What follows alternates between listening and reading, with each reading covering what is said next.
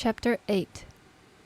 Having finally solved the great problem of osteopathy, and having established the science in my own mind, I determined to try my luck in the introduction of what I had proven to be a new discovery and a remedy for human ills. My first effort was to draw to it the attention of the thinking people of my hometown, Baldwin, Kansas.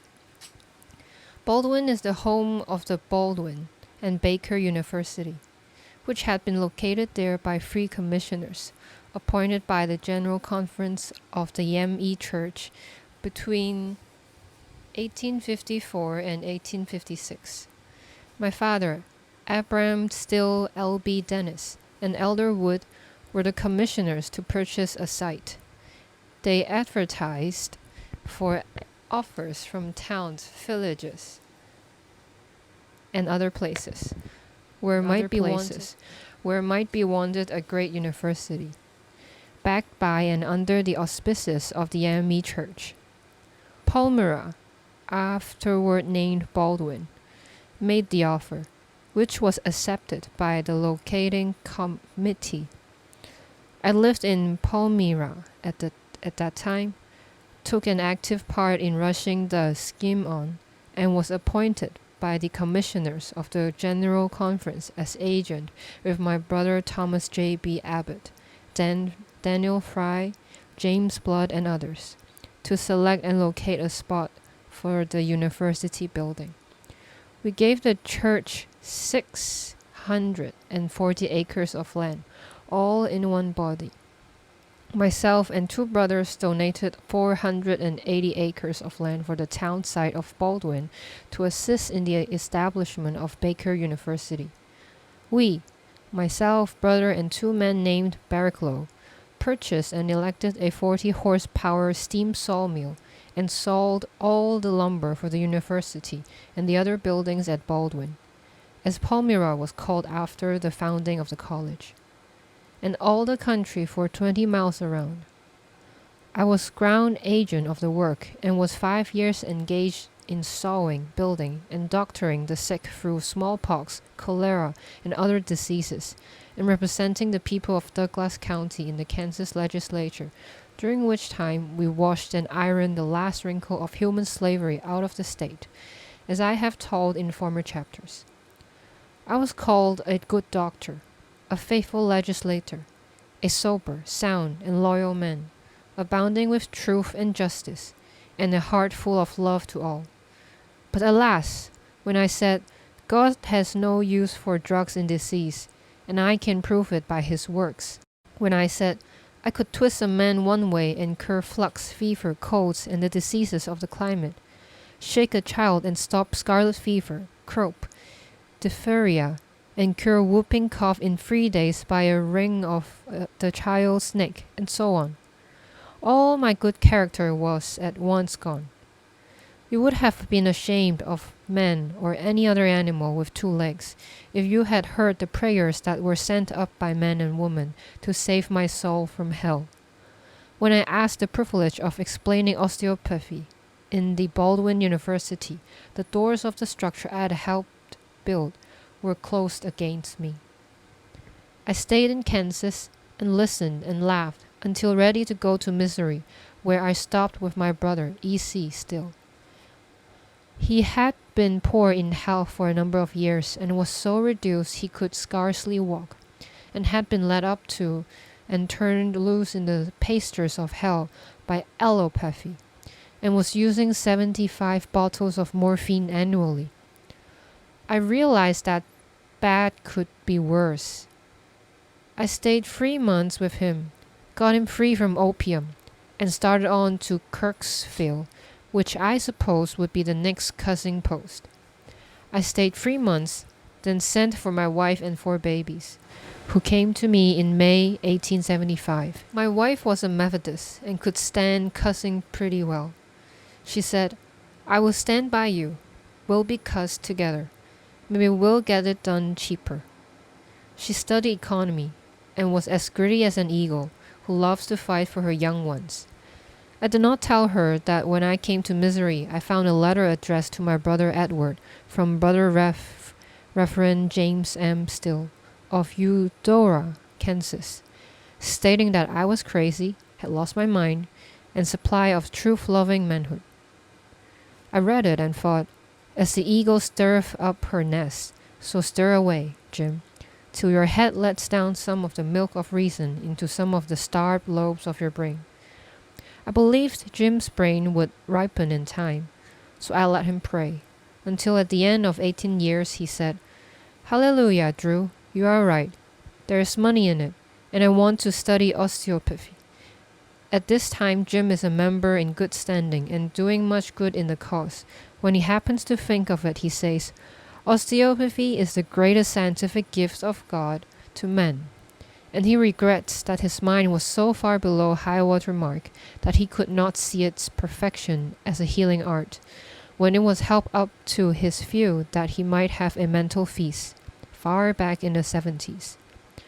I have told much that I would have held out of this history, but for the reason that I took my pen to write the whole truth of my journey with my son and child, osteopathy. I spent much time in the study of anatomy, physiology, chemistry, and mineralogy. During the winter of 1878 and 1879, I was called by telegram to my old home in Kansas to treat a member of a family whom I had doctored for 10 years previous to my moving to Missouri. I treated partly by drugs, as in other days, but also gave osteopathic treatments. The patient got well. From there I went to Henry County, Mo, and spent the spring and summer where I built up a large practice in a short time. I had my office at Captain's Lowes, 15 miles west of Clinton. There I had excellent opportunity to notice the effects of osteopathy in chronic diseases, for most of the cases were of the class known as chronic. My first case was pneumonia of both lungs in an advanced stage. The patient was the wife of Captain Lowe, and she was dangerously sick. I cured her and scored one more success for osteopathy. While at Wattsburg, I cured all cases of pneumonia that came under my care.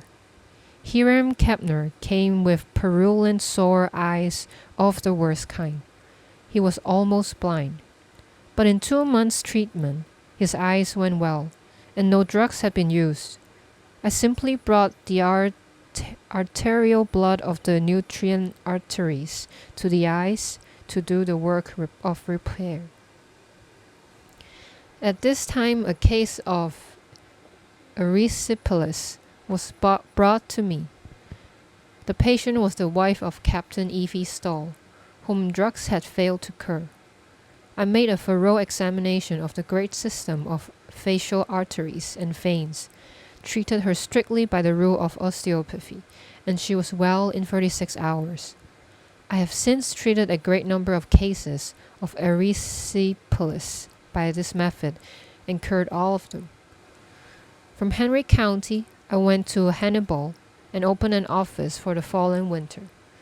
Shortly after I was established in my new quarters, a man came to me with his arm in a sling. He had fallen and dislocated his elbow, and 4 doctors had used chloroform on him, but failed to reduce the bones. I set it in about 10 minutes without chloroform, and no machinery save my hands. My method of treatment began to attract attention, and I was asked if I could cure asthma, and I began to treat it. I have never failed on a case of asthma to date, and after many years' practice can say that asthma osteopathy is king. Amusement often accompanies annoyances. An Irish lady came to me with great pain under her shoulder blade, and asked if I could make her shoulder easy. She had asthma in a bad form, though she had only come to be treated for the pain in her shoulder. I found she had a section of the upper vertebrae out of line, and I stopped the pain by adjusting the spine and a few ribs. In about a month, she came back to see me without any pain or trace of asthma. Her superstitious nature was aroused, and she asked if I had hoodoo-dooed her. My pain is all gone from around me, shoulder, and devil the bit of asthma have I felt since you treated me first. This was my first case of asthma treated in the new way, and it started me into a new train of thought. Since then, I have made a careful study of the disease and do not hesitate to repeat that osteopathy is king of remedies in asthma. I cannot say that the case of Irish woman who had charged me with hoodoo-doing her made any great impression on me at that time.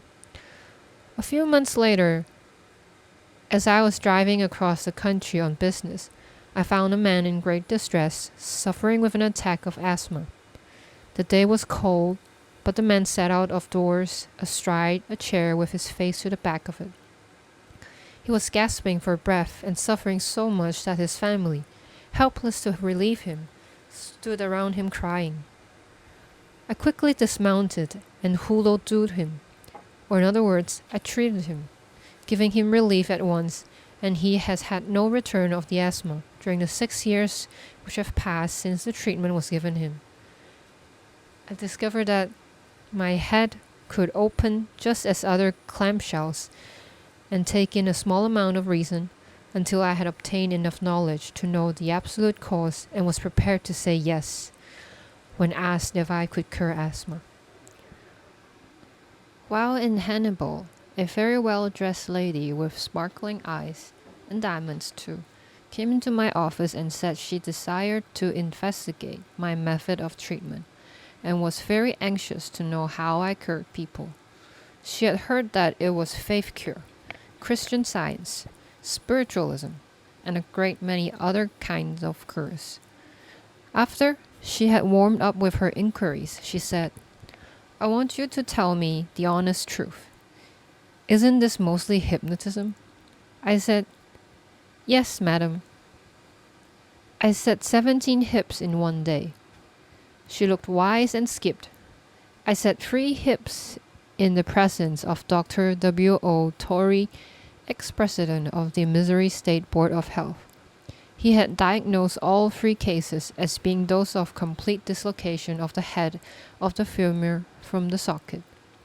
He timed me, and I reduced all 3 of them in 4 minutes and a quarter, he being the authority before and after the operations. I will draw your attention to another case during my stay in Hannibal, and that is a case of painless obstetrics. It was a painless birth of an 8-pound boy baby, in something less than 1 hour from the first sign of labor.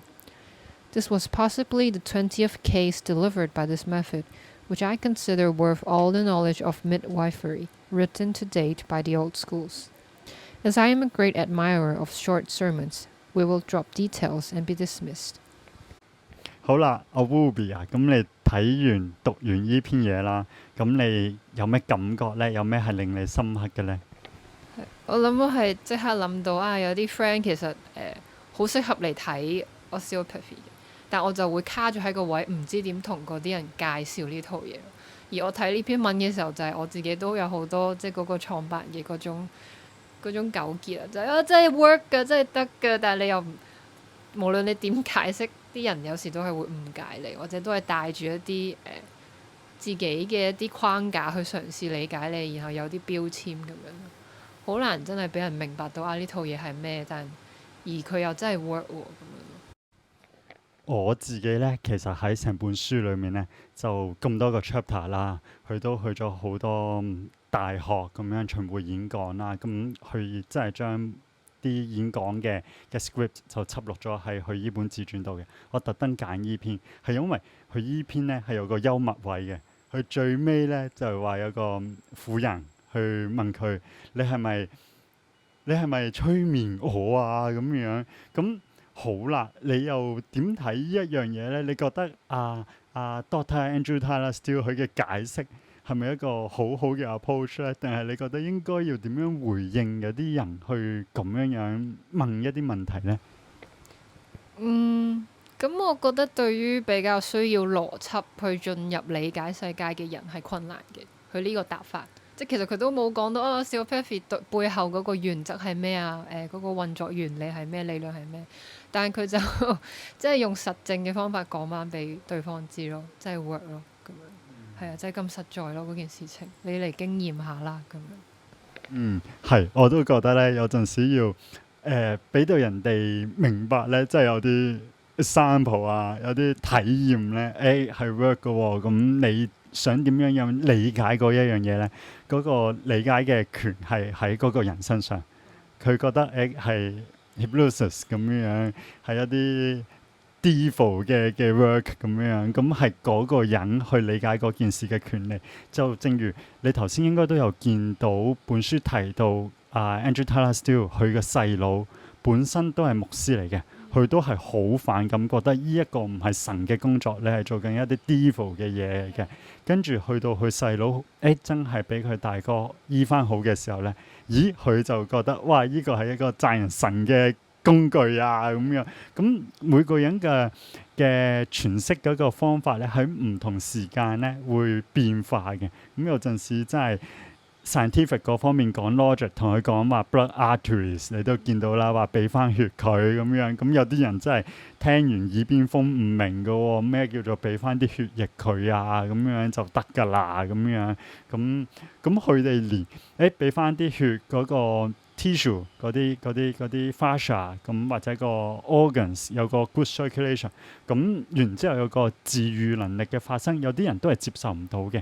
咁嘅時候，咁究竟啲人點樣理解咧？有陣時係冇辦法控制之餘咧，我哋其實係會有個糾結位嘅。我覺得呢個 Andrew Steele 佢呢個糾結位咧，好呼應到我嘅感受，因為我做呢行都咁耐咧，咁成日面對呢啲嘢，就算身邊熟嘅，譬如 Ruby 你又好，阿慈又好，你哋點理解咧？我都覺得唔係咁 scientific 嘅啫。我都同意。但咁你會點解釋啊？即係當有啲人真係需要少少邏輯去進入呢回事嘅時候，因為個人真係瞓喺床上面，咁我拎住邊個部位，咁佢會有個 sensation 係冤啲喎，係痛啲喎，咁係咁樣一個直接嘅體驗。但係我會係覺得呢一科其實真係幫到人嘅，佢哋自己去感受到呢個好處之外，佢哋家人係咪可以俾佢哋說服到，然之後過嚟呢？或者佢哋啲身邊朋友，佢哋係咪可以將呢一科去傳到出去，同人哋解釋到呢？咦，發覺冇人係可以咁再傳到出去喎。傳到出去嘅原因，原來真係一個信任嘅關係。係啦，唔係一個醫科真係生係 work 嘅喎咁樣。咁我都有苦惱過一段時間嘅，係啦。你覺得有咩建議俾到醫科去做一個推廣同埋介紹啊？我覺得最好就係你可以教我點樣同人講啦。我成日見到啲人有某啲身體嘅唔舒服啦，我會 get 到佢需要嚟睇下病，但我都會唔知點說服佢嚟嘅。係啊，我都會有呢個。我最近嘅方法就係抄翻你之前喺家學堂做活動嘅嗰啲宣傳簡介，講咩係 osteopathy，但好似都係對於一啲好理性嘅人都唔夠說服力咯。係啊，我都有留意到啊，真係唔夠說服力。咁所以咧，呢一個 channel 嘅開通咧，某程度上都係朝住呢個方向發展嘅。咁有陣時理解嘅方式咧，真係唔係一個 seminar 或者一個講座咁一個單一嘅 approach 嘅。我哋可以從方方面面咁切入，咁有啲嘢係同你 connect 到嘅。咁就會有一種不如give it a try 咁樣嘅感覺。咁係啦，就希望呢一樣嘢都會繼續順順利利開花結果啦。有冇補充？冇啊，希望順順利利，大家都可以醫好病痛。好多謝 Ruby。